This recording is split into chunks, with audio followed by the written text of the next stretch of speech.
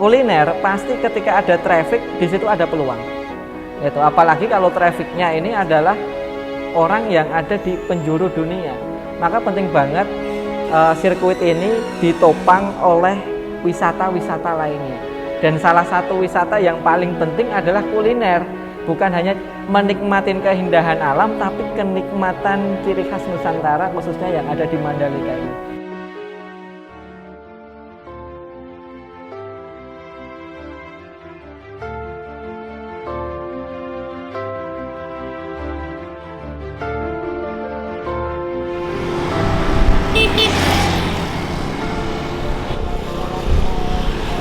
Kita fokusnya itu ada di olahan daging. Jadi penyajiannya dengan hot plate panas. Kalau buat saya sendiri itu iga Nusantara. Rib grill stick Nusantara series. Kenapa memilih kuliner? Jadi dulu itu waktu saya kecil, almarhum ibu saya itu sempat berkata, waktu itu kita pergi makan keluarga di sebuah restoran kecil. Ibu saya pernah bilang, pengen deh suatu saat nanti kita punya restoran sendiri. Lahir tanggal 11 November 2021 di tengah pandemi. Bakso BK dimulai di tahun 2018. Ini bisnis diciptakan saat terjadi gempa di Lombok gitu. Jadi bisnis ini memang prospeknya bagus banget. Dan memang kita mengangkat tema self service karena waktu itu belum ada bakso self service di Kota Mataram, apalagi di Pulau Lombok gitu. Nah, satu kata uniknya juga bakso BK ini memiliki banyak varian. Ada varian itu lebih dari 10 varian yang which is belum ada di Kota Mataram. BK itu sebenarnya kepanjangan dari Bung Karno karena ini terletak di Jalan Bung Karno. Jadi daripada bakso Bung Karno kan udah banyak gitu. Jadi kita pakai singkatan BEKA. Saya ini berkecimpung di dunia kuliner, di dunia UMKM ini mulai dari 2013. Saya kasih nama Zaturiska. 2,5% dari pendapatan yang kami dapat dari produk tersebut itu kami memang sudah nawaitukan untuk kaum duafa dan yatim. Kalau untuk produk keripik di sini dari orang tua itu sudah sekitar 15 tahunan ya Mas ya. Lumayan lama sih kan. Nah, saya di sini baru 5 tahun menggantikan ibu saya sendiri seperti itu. Kalau dodol nangka kami sudah 10 tahun yang lalu sudah produksi dodol nangka. Jadi kalau karyawan kita ada sekitar 20 orang tenaga kerja tetap. Kita memanfaatkan ibu-ibu rumah tangga yang notabene di sini banyak yang juga belum memiliki pekerjaan tetap gitu. Kalau bumbu kering ini sebetulnya dari sejak saya buka rumah makan ini, karena saya menerima banyak sekali respon menu Gelora itu enak.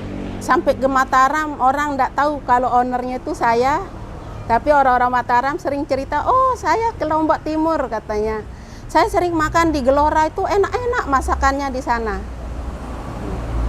Terus ada lagi orang dari Surabaya. Setiap dia ke Lombok ini mesti Surabaya. Sampai kita kenal, sampai bersahabat.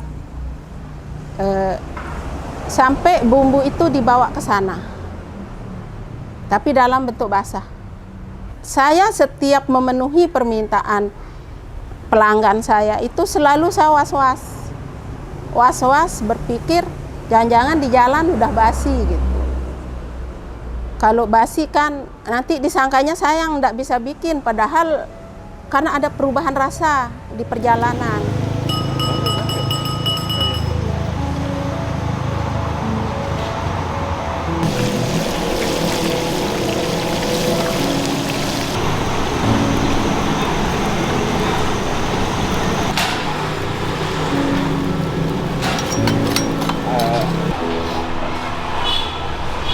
Lama-lama muncul corona. Corona pertama saya sudah mulai terengkot-engkot ini nyetornya. Aduh, ini kan kita PPKM, nggak bisa orang ke sini. mulai dah. Jadi ada tabungan sedikit-sedikit pakai nombokin nyetor, bulan ini nombokin. Tapi tahun kedua saya disedesak, di warning 3 kali warning karena tidak bisa nyetor. Bahkan tempat ini hampir saya jual. Mau saya jual. Walaupun aku mikirnya dulu tuh modal itu mungkin nggak seberapa. Kalau aku mikir tuh ya udah modalku nggak apa-apa habis deh gitu. Yang penting mereka kerja gitu loh. Mereka dapat kerja, mereka nggak stop. Kalau aku mikir mereka aku berhentikan gitu loh. Kan egois ke diriku gitu loh. Aku punya uang, masih punya investasi buat aku gunakan untuk pas saat pandemi itu. Tapi mereka bergantung sama diriku yang gajinya berulanan, gajinya nggak seberapa. Mereka pasti membutuhkan pekerjaan tetap itu gitu loh. Dan saat itu memang benar-benar saat pasar itu lagi low, tapi aku usahakan mereka tetap kerja gitu loh. Aku buat produk yang bisa tahan. Itu tadi saya sempat bilang bahwa bisnis pertama saya ketika kena dampak pandemi di awal, saya masih punya bisnis kedua dan ketiga yang relate dengan kuliner.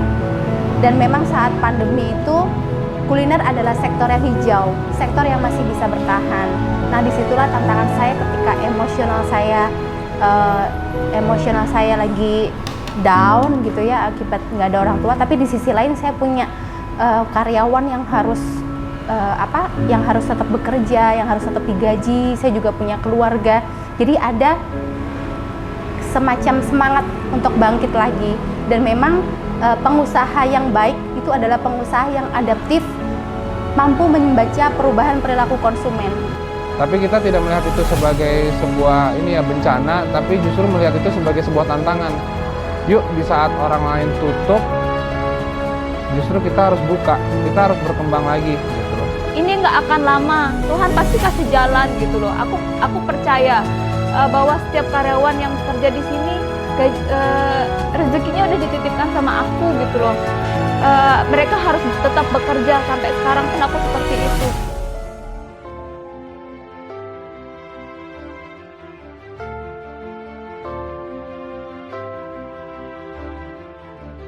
Yang terjadilah sustain jualan. Penjualan hari MotoGP selesai 1.999 orang. Sejak saya ikut inkubasi ini sebenarnya kita pengen meningkatkan kapasitas usaha pelaku khususnya subsektor kuliner di daerah setempat. Nah, untuk itulah kami dari Kemenparekraf membuat kegiatan inkubasi untuk subsektor kuliner. Sementara inkubasi ini mereka didampingi selama 2 bulan dari mulai pelatihan offline, pendampingan online, webinar. Melalui program inkubasi ini kan juga kita ngedorong percepatan ya, supaya mereka mungkin daripada belajar sendiri lama, langsung kita kasih ilmu best practice-nya, mereka aplikasikan sehingga mereka juga bisa ikut manfaatin traffic yang nanti akan banyak, mereka juga akan bisa dapetin penjualan dari situ. Dimana ketika produk dan servisnya itu bagus dan serta waktu tunggunya itu dipangkas, itu akan menjadi sebuah value yang luar biasa. Tapi kemarin saya minta coba bisa nggak dimodifikasi dan kolaborasi dengan produk lain gitu. Setelah ikut inkubasi kuliner ini, setelah 1 bulan itu lumayan banget gitu efeknya gitu. Jadi yang awalnya saya nggak tahu tentang marketing secara online, terus jadi sekarang kita tahu marketing secara online. Ini dari luar, dari Jakarta itu minta sama saya itu mau bekerja sama untuk toko yang ada di Malaysia. Itu yang saya syukur sekali. Ya Allah, alhamdulillah saya bilang itu syukur dengan adanya inkubasi kuliner ini. Jadi ilmu itu sangat betul saya terapkan gitu. Setelah ikut inkubasi itu jadi kayak membuka pikiran, perspektif baru bahwa oh, Meet You ini bisa gede loh, bahkan sangat gede. Ngobrol sama mentor dan coach yang sangat kompeten di bidangnya itu benar-benar ngasih perspektif baru sih, ngasih wawasan baru, ngasih visi baru. Buat saya itu mikir marketnya bukan di sini aja loh. Meet You ini bisa menyasar market Indonesia, even internasional.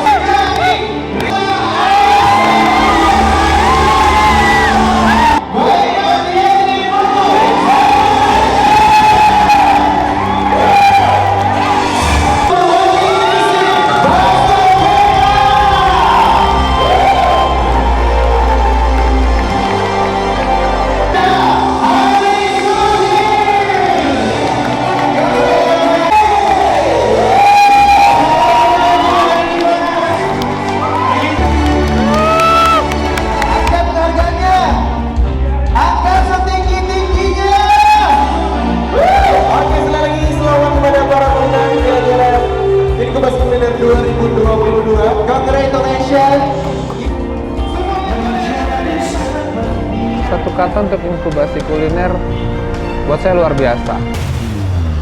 Harapannya ingin program ini berkelanjutan gitu, karena kita dikurasi dari sekian ratus usaha yang didapat itu cuma 30. Nah, ilmu-ilmu yang dikasih itu sayang banget nih kalau cuma 30 orang yang nerapin.